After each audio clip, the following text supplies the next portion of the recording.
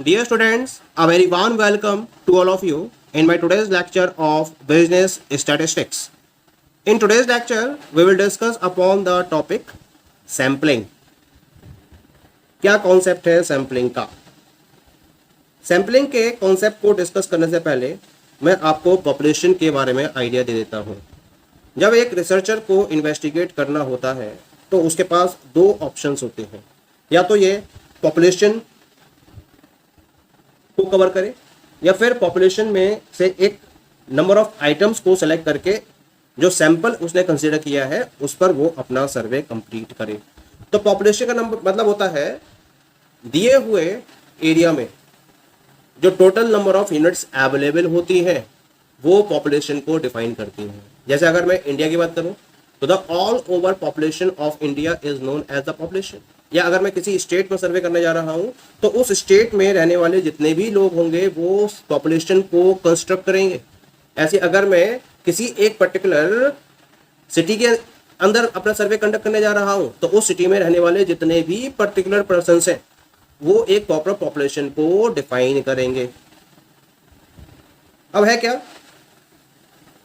Population में हर item को consider करते हुए सर्वे को कंप्लीट करना ऑलमोस्ट इम्पॉसिबल हो जाता है, क्योंकि ये बहुत ज़्यादा टाइम लेता है और बहुत ज़्यादा कॉस्ट इन्वॉल्व होती है और इतना टाइम अवेलेबल होता नहीं है कि आप अपने सर्वे को उतना टाइम दे पाएं।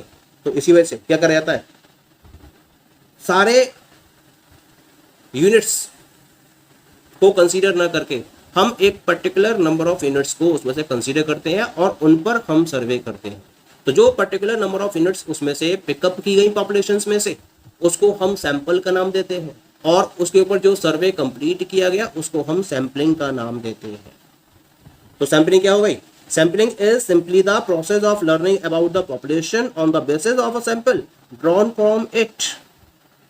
यानी कि कुल मिला के पॉपुलेशन के बारे में कंप्लीटली स्टडी करने के लिए आप क्या करते हो, पॉपुलेशंस में से एक प्रॉपर सैंपल को ड्रॉ करते हो और पॉपुलेशन के बारे में कंप्लीट इंफॉर्मेशन गेन कर लेते हो। तो हम इस प्रोसेस को सैंपलिंग का नाम देते हैं।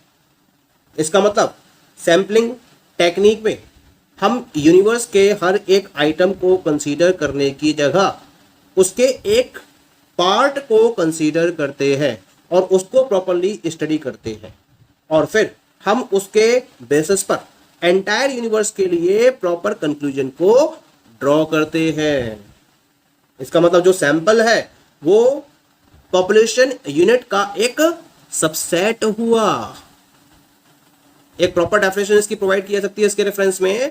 Sampling is a method that allows us to get information about the population based on the statistics from a subset of the population, that is sample, without having to investigate every individual.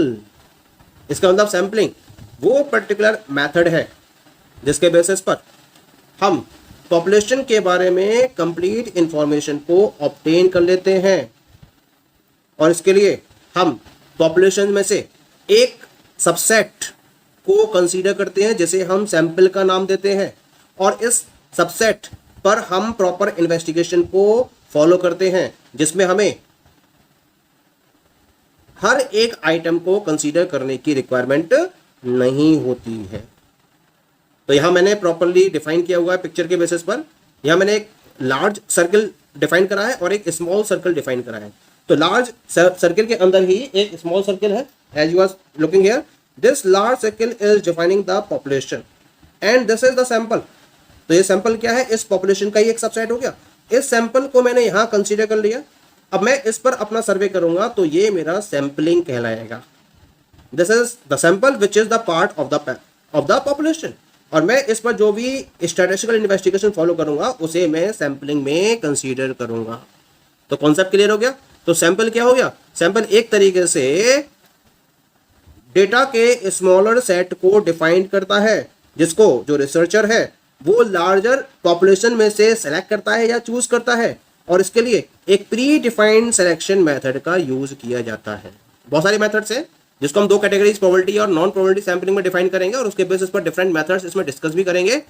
इनमें से किसी भी एक method को use करते हुए जो researcher है वो लार्जर पॉपुलेशंस में से क्या करता है, एक स्मॉलर सेट ऑफ डेटा को चूज करता है या सेलेक्ट करता है, जिसे हम सैंपल का नाम देते हैं। ओके, इसे हम एक प्रॉपर एग्जाम्पल के हेल्प से भी समझ सकते हैं। मान लीजिए कि रिसर्चर दिल्ली में एडल्ट मेल्स की एवरेज हाइट को कंसीडर करना चाहता है।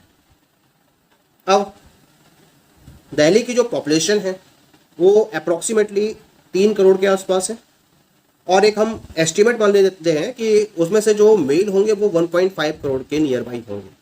इससे ज़्यादा या कम हो सकते हैं, हम एक एस्टिमेशन लेके चलते हैं, एक रफ फिगर लेके चलते हैं कि उसमें से 1.5 करोड़ मेल होंगे टोटल पॉपुलेशन में से। अब अगर मुझे 1.5 करोड़ मेल्स की हाइट को कंसीडर करना है एवरेज हाइट को डिटरमाइन करने के लिए, तो ये ऑलमोस्ट इम्पॉसिबल है, क्योंकि मैं 1.5 करोड़ में से 1.5 करोड़ पर्सन्स को अपनी स्टडी में इंक्लूड नहीं कर सकता। इसके लिए मुझे क्या करना पड़ेगा, मुझे हर एक मेल के पास पर्सनल वे में पहुंचना होगा, तो ये बहुत ज़्यादा टाइम लगेगा, it will consume too much time, और बहुत ज़्यादा कॉस्ट भी इसके अंदर इन्वॉल्व होगी। तो इसका मतलब हम एंटायर पॉपुलेशन के बेसिस पर मेल या एडल्ट मेल्स की एवरेज हाइट को कंसीडर नहीं कर सकते। तो इसका एक सॉल्यूशन निकाला गया। क्या करा जाता है, इसके लिए हम मल्टीपल सैंपल्स को डिफाइन करते हैं। जो टोटल पॉपुलेशन है उसमें से जो मेल्स हैं, उन मेल्स में से हम डिफरेंट मल्टीपल सैंपल्स को डिटरमाइन करते हैं, और फिर हम हर एक सैंपल के रेफरेंस में एवरेज हाइट को कंसीडर करते हैं। जो सेलेक्टेड सैंपल्स हैं उनके बेसिस पर हम एवरेज हाइट ऑफ इंडिविजुअल्स को कैलकुलेट करेंगे। तो इस तरीके से हम अपने पर्पज को कंप्लीट कर लेंगे, और हमें दिल्ली में एडल्ट मेल्स के एवरेज हाइट के रिगार्डिंग इंफॉर्मेशन अवेलेबल हो जाएगी। ठीक है, now we will discuss what are the different advantages of sampling. क्या क्या एडवांटेजेस हैं सैंपलिंग के। तो यहां मैं कुछ पर्टिकुलर सिग्निफिकेंट एडवांटेजेस डिस्कस करूंगा सैंपलिंग के रेफरेंस में, जिसमें से सबसे पहला जो एडवांटेज है that is obviously reduced cost and time. पैसा भी खर्च कम होता है, और सबसे बड़ी बात है जो टाइम है, जो सबसे ज्यादा कॉस्टली है आज के सिनेरियो में, वो भी कम खर्च होता है, क्योंकि जो सैंपल है वो पॉपुलेशन के एक पार्ट के रिलेशन में स्टडी को फॉलो करता है।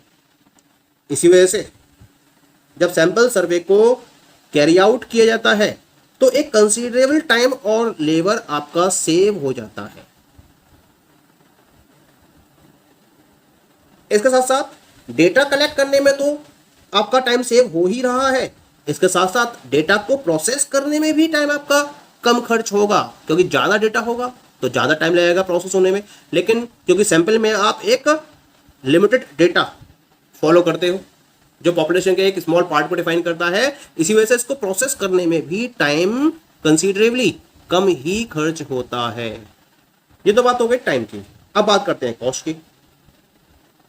सैंपल सर्वे का जो टोटल फाइनेंशियल बर्डन है वो कंप्लीट सेंसस के रेफरेंस में काफी कम होता है, too much less than that of a complete census.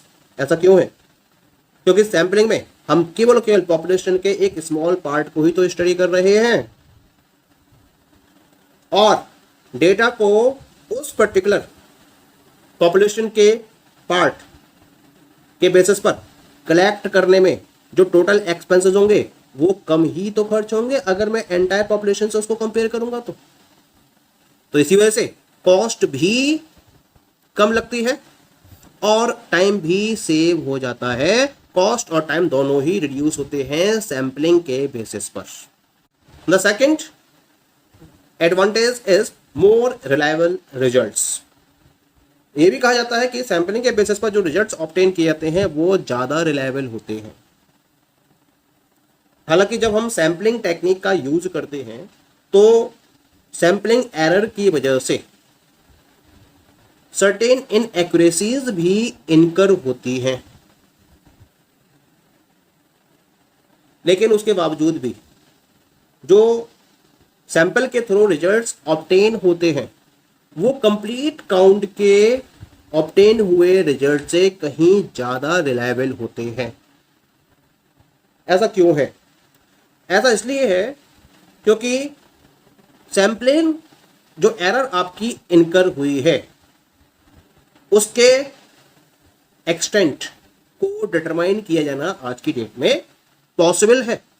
और इसके साथ साथ जो अदर टाइप्स ऑफ एरर्स हैं जो सर्वे से कनेक्टेड हैं, और अगर अदर टाइप्स ऑफ एरर्स हैं वो भी इनकर होती हैं, तो उनको भी प्रॉपरली आइडेंटिफाई किया जाता है और उनको प्रॉपर टेक्निक का यूज करके रिजल्ट को और ज्यादा एक्यूरेट बनाया जा सकता है। इसी वजह से सैंपल के थ्रू जो रिजल्ट्स ऑब्टेन होते हैं वो कंप्लीट एनुमरेशन के कंपैरिजन में ज्यादा रिलायबल होते हैं। Next one is that is the more detailed information.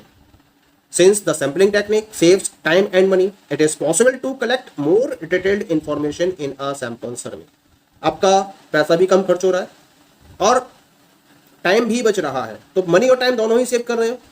तो जो आपने मनी और टाइम सेव किया है उसके बेसिस पर आप सैंपल सर्वे में मोर डिटेल्ड इंफॉर्मेशन को कलेक्ट कर सकते हो। क्योंकि मान लीजिए कि पॉपुलेशन साइज है 1000 और उसमें से आपने 100 लोगों पर सर्वे किया, तो 100 लोगों पर आप क्या कर सकते हो, डिटेल्ड इंफॉर्मेशन को कलेक्ट कर सकते हो, उनसे आप डीप इंफॉर्मेशन कलेक्ट कर सकते हो और उसके बेसिस पर अपनी स्टडी को मोर डिटेल्ड इंफॉर्मेशन के बेसिस पर और ज्यादा एक्यूरेट कर सकते हो।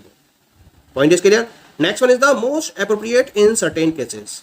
अच्छा, कुछ केसेस ऐसे होते हैं जहां आप कंप्लीट एनुमरेशन को फोकस नहीं कर सकते, वहां आपको सैंपलिंग को ही फोकस करना होगा। सेंसस मेथड कंप्लीटली इनएप्लीकेबल हो जाते हैं, ये कुछ ऐसे केसेस होते हैं। और जो प्रैक्टिकेबल तरीका होता है वो केवल और केवल सैंपलिंग मेथड ही होता है। एग्जाम्पल के तौर पर मान लीजिए कि एक चॉक मैन्युफैक्चरिंग कंपनी है और उस चॉक मैन्युफैक्चरिंग कंपनी में जो मैन्युफैक्चरर है वो अपनी चॉक की ब्रेकिंग स्ट्रेंथ को टेस्ट करना चाहता है। तो अगर वो कंप्लीट एनुमरेशन मेथड को फॉलो करेगा, सेंसस मेथड को फॉलो करेगा, तो क्या करना पड़ेगा इसको, तो इसको टेस्टिंग की प्रोसेस में जितनी भी चॉक्स हैं सबको ब्रेक करना पड़ेगा। तो ये तो इनएप्लीकेबल हो गया, इम्प्रैक्टिकेबल हो गया। तो यहाँ पे क्या करना पड़ेगा, सेंसस मेथड को फॉलो ना करते हुए क्या करा जाएगा, सैंपल मेथड को फॉलो किया जाएगा। यानी कि जो एक लॉट आई है इसमें से एक कुछ पर्टिकुलर चॉक्स को आप कलेक्ट करोगे और उनकी ब्रेकिंग स्ट्रेंथ को चेक करोगे और उसके बेसिस पर आप कंप्लीट पॉपुलेशन के लिए रिजल्ट को अनाउंस कर दोगे। ठीक है, तो ये कुछ मेथड्स ऐसे हैं जहां आप केवल सैंपलिंग मेथड के बेसिस पर ही प्रॉपर इंफॉर्मेशन को कलेक्ट कर सकते हो।